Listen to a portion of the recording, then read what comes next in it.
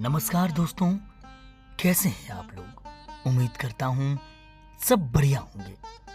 दोस्तों, पिछले दिन हम लोग ने भगवत गीता का पहला अध्याय पढ़ा था। पहले अध्याय में हमने पढ़ा था कि अर्जुन ने मोह और विषाद के कारण युद्ध करने से इनकार कर दिया था।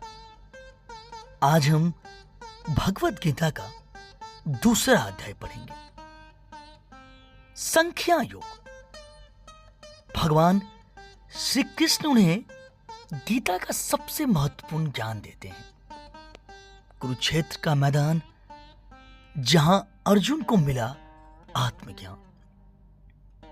कुरुक्षेत्र का मैदान अब भीषण युद्ध के लिए तैयार था।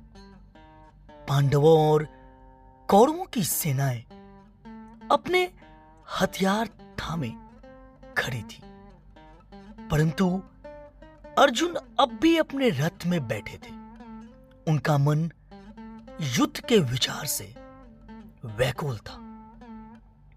भगवान श्री कृष्ण ने मुस्कुराकर उनकी ओर देखा और कहा, हे अर्जुन, यह कैसी कायरता है?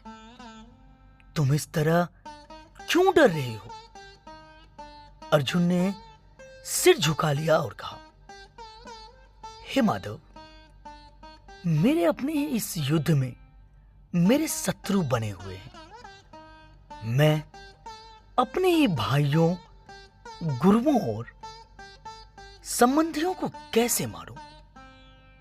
यह राज्य, यह वैभव, इन सब का क्या मूल्य है यदि अपने ही बंधु ना रहे? श्री कृष्ण गंभीर हो गए। उन्होंने अर्जुन को देखकर कहा, हे अर्जुन, तुम इस नवसर शरीर के लिए शोक क्यों कर रहे हो? आत्मा कभी नष्ट नहीं होती। यह शरीर मात्र एक वस्त्र की तरह है जो बदलता रहता है। जैसे एक व्यक्ति पुराने वस्त्र छोड़कर नए धारण करता है, वैसे ही आत्मा एक शरीर त्याग कर नया शरीर धारण करती है। अर्जुन अभी भी संदेह में थे, लेकिन माधव, यह हत्या नहीं होगी। मैं क्यों इस पाप में सम्मिलित हूं? श्री कृष्ण ने उत्तर दिया, हे पार्थ, यह तेरा कर्तव्य है। तुम एक सैन्य हो और धर्मयुद्ध से भागना तुम्हारे लिए सबसे बड़ा अधर्म होगा। इस युद्ध में तुम मर भी जाओ तो स्वर्ग मिलेगा और जीते तो राज्य मिलेगा। इसलिए उठो और युद्ध करो। लेकिन अर्जुन का मन अब भी विचलित था।